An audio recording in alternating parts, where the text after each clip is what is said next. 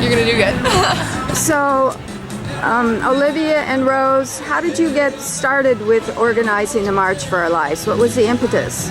Well, we're following the lead of the students in Florida and Parkland and really doing as much as we can to further their cause. But I mean, also, we've been really affected by school shootings for our whole lives. Columbine happened we were born after Columbine happened, and so we haven't lived a life in which there have not been school shootings. Parkland was basically the straw that broke the camel's back, and now we're here. We're done. Parkland was the last straw, and we're here to make sure that never happens again. Do you routinely do drills in schools? Yes. We have before, yes. And I mean, all of our teachers have talked to us about what happens in case there's an active shooter, and we have like escape routes in our minds for each class. We have a practice code red at least once a semester, and I think younger students have it even more often. So the original organizers are all female. Where are the guys in all this? Good question. That is a good question. We have lots of male volunteers here. I don't see think the any male of students, your peers. Yeah, I know the male students are, they want to support, but I think that their way of doing it is different than like taking the lead. They're more just about being here to support us, and all of our male friends aren't. I mean, they're either out of town, like all of our closer friends, or because it's spring break. So that's been the major issue, getting people here. It's spring break. But I know there are going to be a lot of male students who are here, like, in support of the cause. Yeah. But do you find that in general that like who are the student body leaders and who speaks up in class? Is it even Steven or what's happening with the gender? Well, I think in our classes, just because the program we do is really small, and it's a lot of students that are really engaged with the course material, so I think that it tends to be pretty even in our classes. But I mean, there might be more of a disparity in other classes where it's like just a different atmosphere. So you're both in the IB program? Yes. And where would you like to go to college?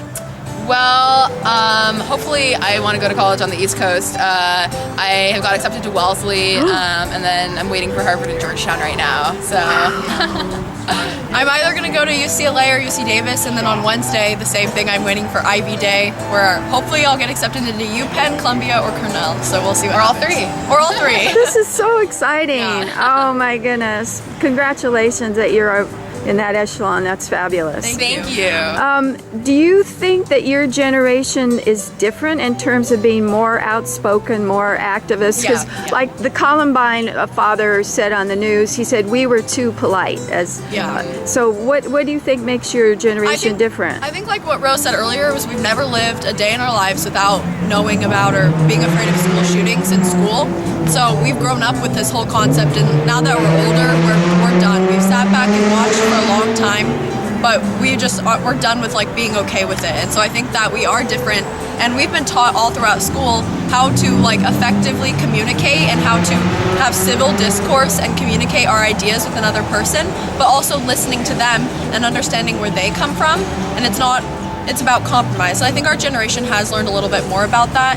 On the news this morning, one of the newscasters said, this is the social media generation. And in my mind I said, and the older generation is the fake news, national media generation, where everyone watches the news and just like believes what they're saying. And I think our generation is hopefully a little more cognizant that what is on the national news isn't necessarily true, and that they do try to get views and ratings in order to get money, and that there's just so much corruption in that. So I think our generation hopefully is a little better at discernment and recognizing that that's not the majority of people's beliefs is what is shown on national media.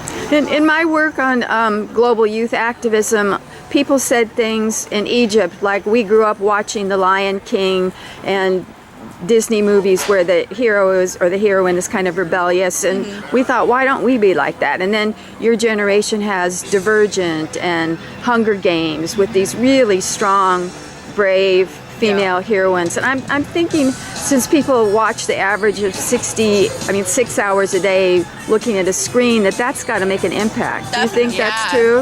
Yeah.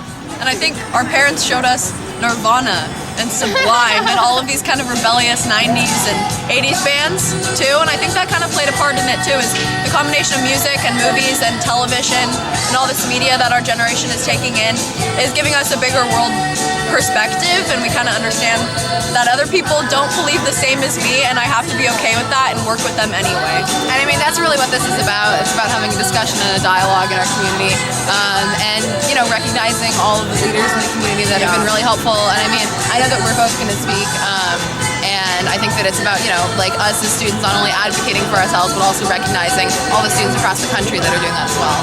Right. What do you think is the next step? To me, it's overturning Citizens United and doing something so that lobbyists and corporations don't run the government.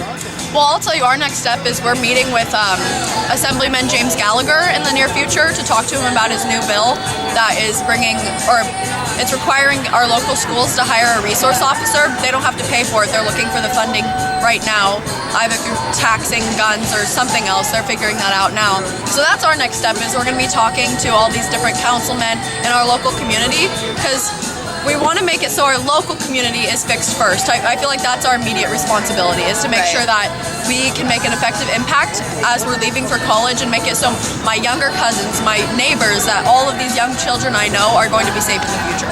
And like going off of what Olivia was saying about local change, the North Valley Community Foundation has set up a school safety fund that's specifically for targeting how to make schools safer in our area. So looking at like Chico High, Inspire, PV, and elementary schools and junior highs in our area, like looking at how can we make those safer, looking at James Gallagher's bill. There was also another bill that was introduced to the California State Legislature that would One taxing guns. Right, so it would tax guns, the sale of guns, and that would, all the proceeds from that would go directly to funding mental health, or like increased mental health checks at schools. So it's really heartening to see that people are taking our concerns about our safety seriously, and really trying to do something about it. And I think another important thing to know is that we do have legislation, especially in California, that does make it difficult to purchase a gun. And maybe it's not difficult to illegally purchase it, but we do have laws where it's hard to get a gun in California. And we also have a bill, I can't remember what it's called, but it was introduced in, I think, 2016, and it's enacted now and everything. And it's where a family member or a police official can go to the court and file a restraining order and a gun restraining order on someone who is a danger to themselves or people around them. And then once that is passed through court, through due process, the local officials can take the guns from that person, and they issue a written and an oral notification of why they're doing that. And then after 21 days, it expires, and then it's reevaluated in court. So none of that is infringing on the Second Amendment. There's doesn't infringe on the due process or anything like that. And I think more people need to be aware that you can that's enacted right now, and that it's a law. Yeah, it's a law. And in Southern California, in San Diego, there was just a couple cases where they used that, and it possibly saved many lives. So I think that like having those laws in California, I think that we're really becoming a model for the country, and I really think that we're really lucky to live in California, where we do have more efforts to make our schools safe.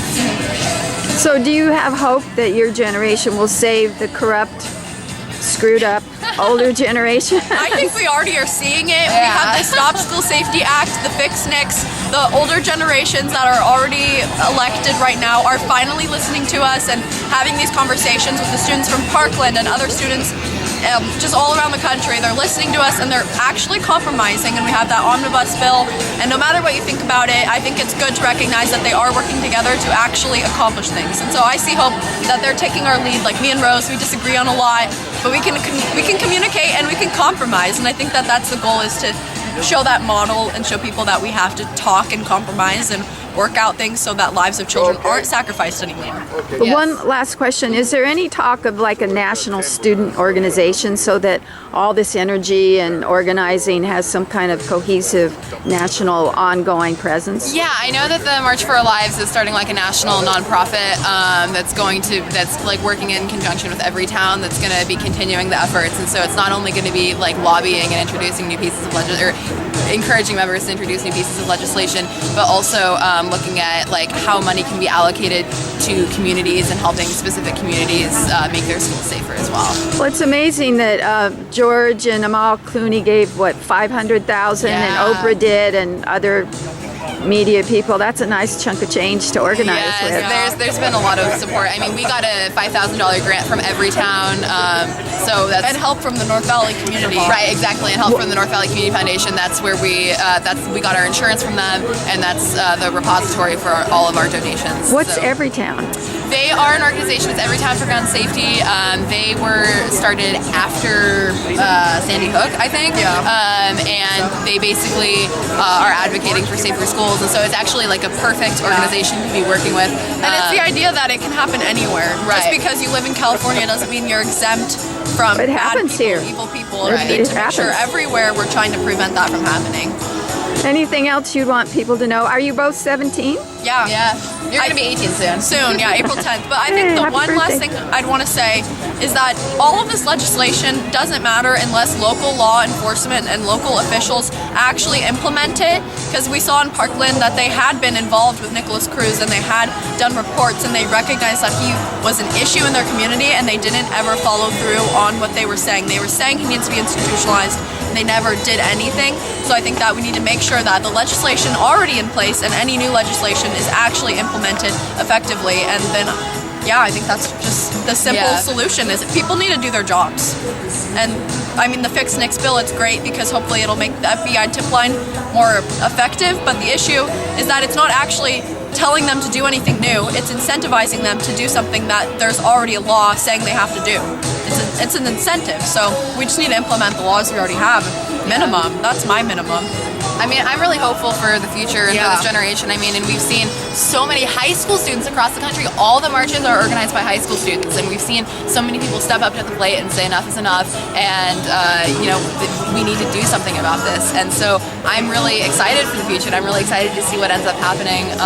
And you know, it's like we're going to take this further than just this march. We're committed to making change in our local community. We're committed to making change in California, and we're committed to making change at the national level. So that's something that we're really looking forward to. The guitarist is here, so I gotta go. Great, thank you, you so thank much. you. Loki, hey, thank you so much for coming. All right, I will get you set up with the sound guy. Did you see Light on me. The midnight.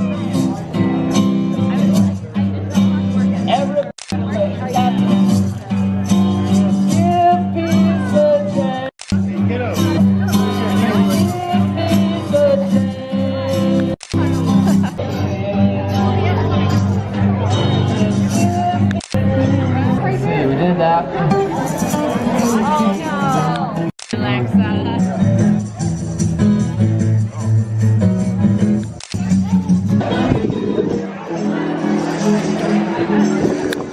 Oh, I gotta get your sign. Wait till I see. I had time on the ride. I see the road. Every midnight bell.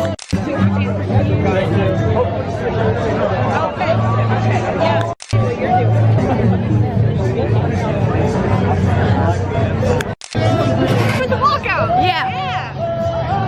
And I want you to. And I want to say thank you to all of you for coming out here today. Give yourselves a round of applause.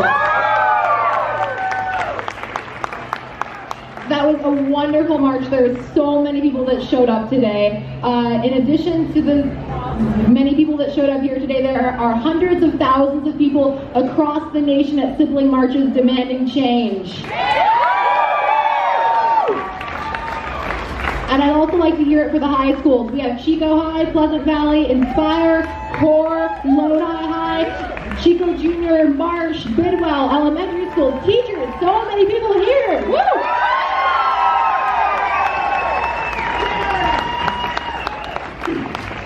There are also a number of elected officials here, so let's give them a round of applause, please.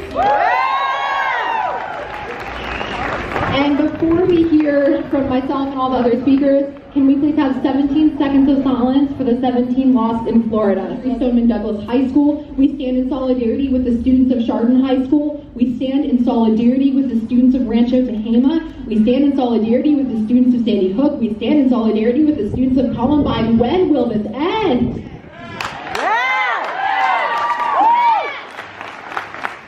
I was born after Columbine happened. I have never known a life in which I was not afraid of a code red. I have never known a life in which I was not afraid of a school shooter. None of us here presenting today, none of the high school organizers across the nation have.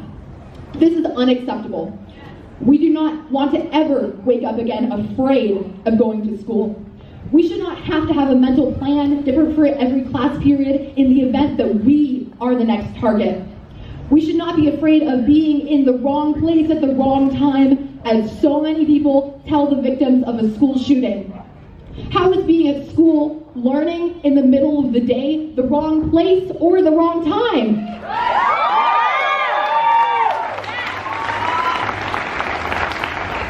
There is no excuse. We are done. We call BS.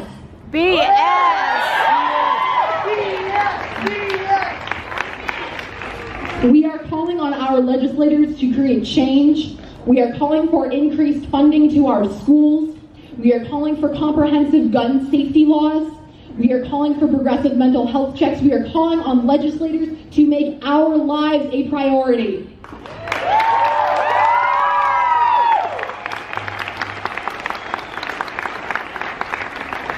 And we have begun to be heard. On the national level, the Stop School Violence Act has been introduced. In California, we have seen 2 different pieces of legislation in the wake of the Parkland shootings already been introduced. And in Chico, the North Valley Community Foundation has set up a school safety fund specifically to target this epidemic of school violence and take action at the local level.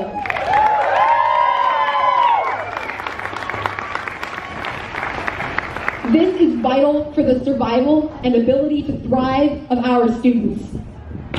In a poll done by Gallup earlier this month, 70% of U.S. adults surveyed said that better background checks would be a very effective way to prevent school shootings. This is an issue that everyone can get behind. The issue here is not partisanship. The issue is students and their lives being sacrificed.